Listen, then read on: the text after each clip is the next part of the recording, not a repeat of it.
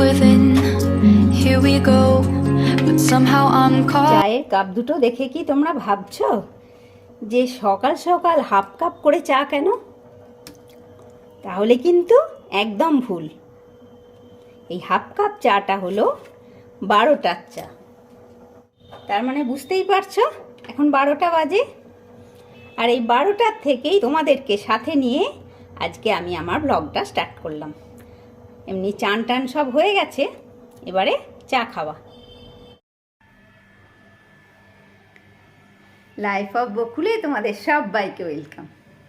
আশা করি সবাই ভালো আছো, সুস্থ আছো আর খুব খুশি খুশি আছো, তাই তো? আজকে সকাল থেকে আমার অনেক কাজ ছিল, মানে বাবানের ঘরটাকে পরিষ্কার করেছি আর কি, একদম ঝাড়া পরিষ্কার করেছি। অবশ্য ওর আসতে এখন দেরি আছে, কিন্তু করলাম আর কি, আমার সময় হলো, সুযোগ হলো, আজকে একটু করে দিলাম। তো ওই জন্যে আজ সকাল থেকে ক্যামেরা একদম অফ ছিল। এখন এই চা হলো, এবারে ক্যামেরা অন হলো, এরপর থেকে চলতে থাকবে আর কি, যা হবে। তো ঠিক আছে, চলো আপাতত চাটা খাই। আর ওদিকে তার একজন বসে আছে, দুপুর 12টার হাফ কাপ চা। এই যে আর একজন বসে আছে চা খাবে বলে। বাইরে কাজ ছিল, এই কাজ করে এলাম, কাজকর্ম সেরে এলো, এসে বসেছে। এখন অবধি সোফাগুলো সাজানো আছে দেখতে পাচ্ছ, একটু পরেই সোফাগুলো সব ওই কোণাটায় চলে যাবে। আমি তো বলেছি কাজ না থাকলে কাজ করে আরাম করি, কাজ থাকলে তো আর শুয়ে থাকি না। না না, কাজ ছিল, কালকে কাজ ছিল, কেউ তোমাকে দেখতেও পায়নি সারাদিন।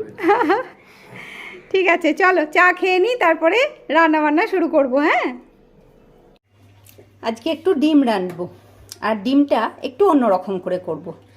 মানে ডিমের তো একটু একঘেয়েই হয় সব জিনিসটা, তো আজকে ভেবেছি ডিমটা একটু অন্যরকম করব, আর সেটা তোমাদেরকে সাথে নিয়ে তোমাদেরকে পুরোটা তোমাদের সামনে হবে। সেটা এটা দেখে নিশ্চয়ই বুঝতে পারছো যে ডিমগুলো আমার সেদ্ধ হয়ে গেছে, সেদ্ধ করে খোসা ছাড়ানো হয়েছে।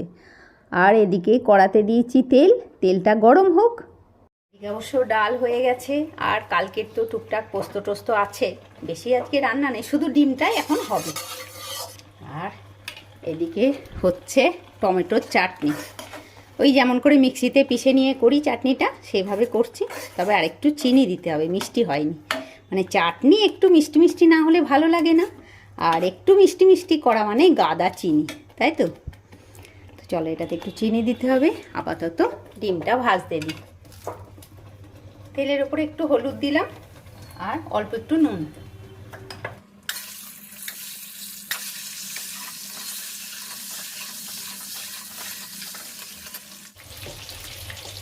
ডিমটাকে একটু ফাটিয়ে দেবো ভেবেছিলাম, ভুলে গেছি, তো ওই জন্যে এখনই দিচ্ছি সেটা।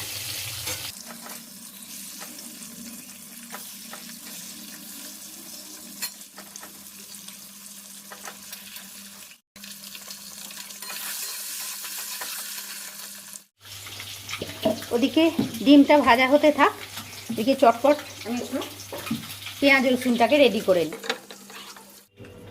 1.5খানা পেঁয়াজ দিলাম, একটা এরকম বড় আর হাফ তোমরা দেখলে। আর এই 4 কোয়া রসুন আমি কিন্তু মিক্সিতে পেস্ট করব, কেননা আজকে রাঁধবো ডিম পোস্ত।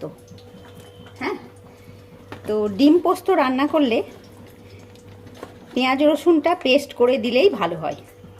মানে পেঁয়াজ কুচি করে তুমি রাঁধতে পারো, কিন্তু পেস্ট করে দিলেই সেটা ভালো হয়। আর একটু কাঁচা লঙ্কা, এটা পুরোটা একসাথেই পেস্ট করব। এই দেখো, আমার বাড়ির গাছের টমেটো ছিল, এটা এখনো পাকেনি খুব একটা ভালো, কিন্তু এটাই দিয়ে দেবো। এটাও দিয়ে দিলাম। হ্যাঁ, সবগুলো একসাথে পেস্ট করবো। এবারে আমি পেস্ট করে নিয়ে আসি। দেখো, এটা পেস্ট হয়ে গেল। চলো এবারে ওদিকটা দেখাই। দেখো, ডিমগুলো ভাজা হয়ে গেছে লাল করে, আমি তুলে নিলাম ডিমগুলো।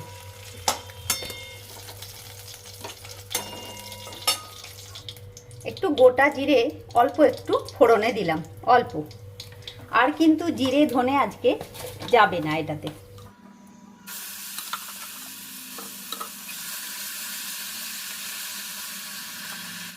ওদিকে পেঁয়াজ রসুনটা ভাজা হচ্ছে, আর এদিকে আমি একটু পোস্তটা বেটে নিই। ডিমের জন্যে পোস্তটা রেডি করে নিই। পোস্তটা শুরুতে ড্রাই পিষে নেবো, তারপরে জল দিয়ে পিষবো, তাহলে পোস্তটা ভালো বাটা হয় আর কি।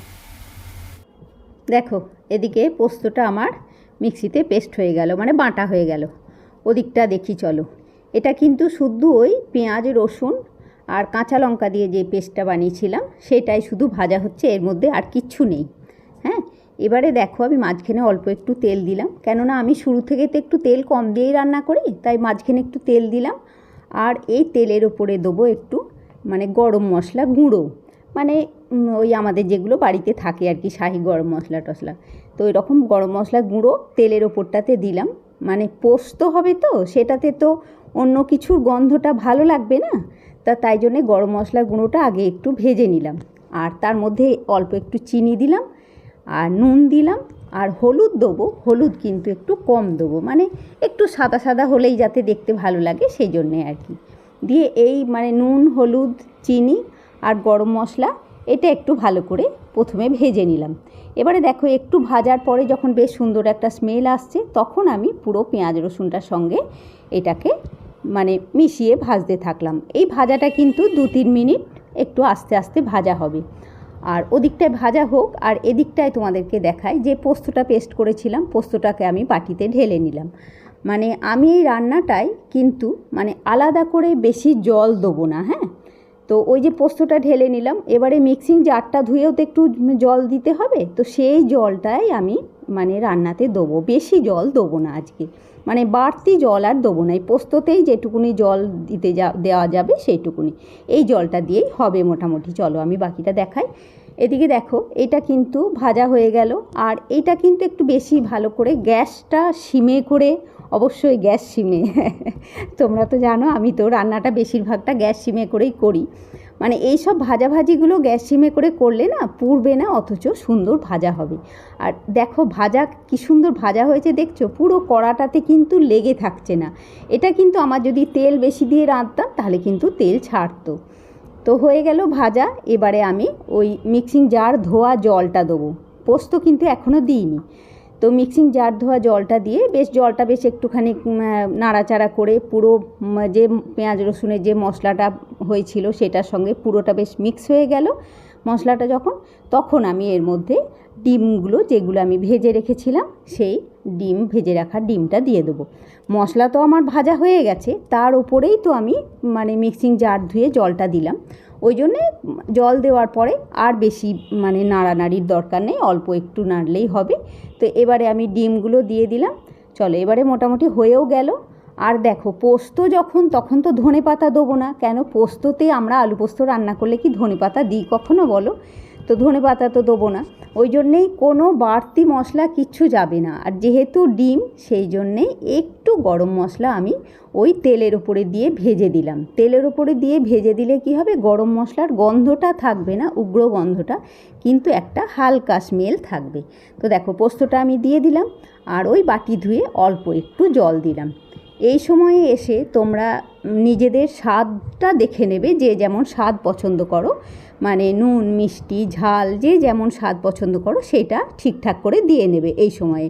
মানে কারোর যদি মনে হয় আর একটু নুন দিলে ভালো হবে, নুন টুন দিয়ে দেবে, কেননা এরপরে আর তো বেশিক্ষণ হবে না, আমার হয়ে গেল আর কি। যে ডিম পোস্ত স্পেশাল রান্না আমার আজকে ডিম পোস্ত, সেটা মোটামুটি হয়ে গেল। আর পোস্তর সঙ্গে একটারই গন্ধ খুব ভালো লাগে, সেটা হচ্ছে কাঁচা সর্ষের তেল। তো আমি ওই জন্যে ওপর থেকে একটু তেল ছড়িয়ে দিলাম, কাঁচা সর্ষের তেল ছড়িয়ে দিলাম, দিয়ে আমি এবারে গ্যাসটাও অফ করে দেবো, আর রান্নাটা একটু থাক স্ট্যান্ডিং টাইম, তারপরে তোমাদেরকে সবটা দেখাচ্ছি। হ্যাঁ, এবারে দেখি চলো জিনিসটা কেমন হলো। দেখো এটা কেমন দেখতে হয়েছে। আরেকজন তো খেতে বসে গেছে, কেননা ওর তো দেরি হয়ে যাবে, ওই জন্য ওকে খেতে দিয়ে দিলাম। তো আগে ওকে জিজ্ঞেস করে নিই কেমন হয়েছে, তারপরে তোমাদেরকে এটা ঢেলে আমি দেখাচ্ছি। আরেকজন তো খেতে বসে গেছে, দেখো। বাবা এটা একদম দারুণ লাগছে। দর্শনধারী তো খুবই ভালো হয়েছে, দর্শনধারী ভালো হয়েছে। গুণ বিচারিটা করতে হবে, গুণ বিচারি করে তুমি বলো গুণটা কেমন হয়েছে।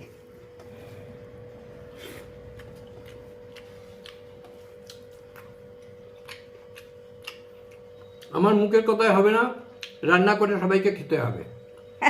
খুব ভালো হয়েছে, ভালো হয়েছে একদম দারুণ হয়েছে। আজকে তাড়াহুড়ো আছে বলে খেতে বসে গেল, না হলে তো একসাথেই খেতে বসি।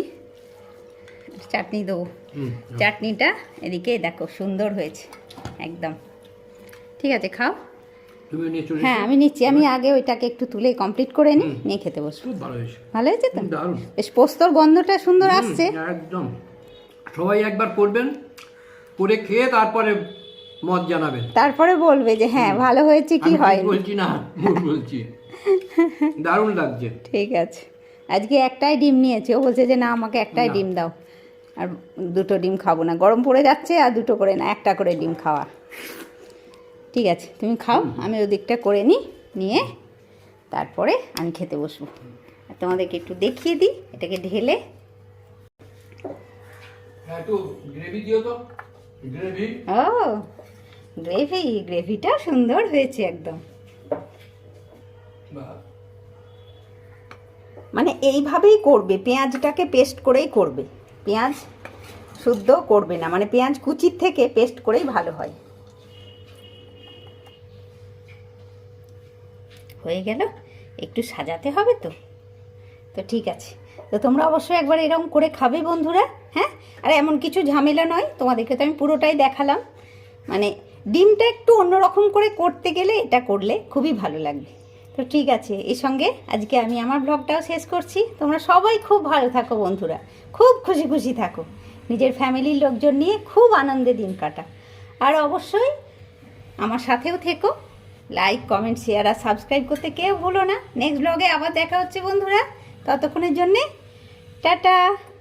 আর অবশ্যই এটা রান্না করে একবার খাও, হ্যাঁ। টাটা বন্ধুরা, নেক্সট ব্লগে আবার দেখা হচ্ছে। দেখো মানে এই সময় আমি ক্যামেরাটা আর অন করতাম না, মানে কি বলবো তোমাদেরকে, ডিম পোস্তটা এত ভালো হয়েছে খেতে, মানে টু মাচ ভালো হয়েছে। মানে আমি নিজেও বুঝতে পারিনি, মানে জিনিস আমি করি মাঝে মাঝে ঠিকই, বাবা মানে চশমাটা না আমার চোখের তুলনায় বেশি ওয়েটই হয়ে গেছে, ভারী হয়ে গেছে, ওই জন্যে এখানগুলো একটা দাগ পড়ে গেছে, দেখেছো। কিন্তু কত খরচ করে বানালাম তো, তা ছাড়তেও পারছি না। আবার চশমা না পড়লে আমি সবটা খুব ভালো পরিষ্কার দেখতে পাই না। তো যাই হোক, তো যেটা বলছিলাম, মানে ডিমটা এত ভালো হয়েছে, টু মাচ ভালো হয়েছে। তো তোমরা অবশ্যই একদম সেম প্রসেসে বানাবে, বানিয়ে অবশ্যই একবার করে খাবে।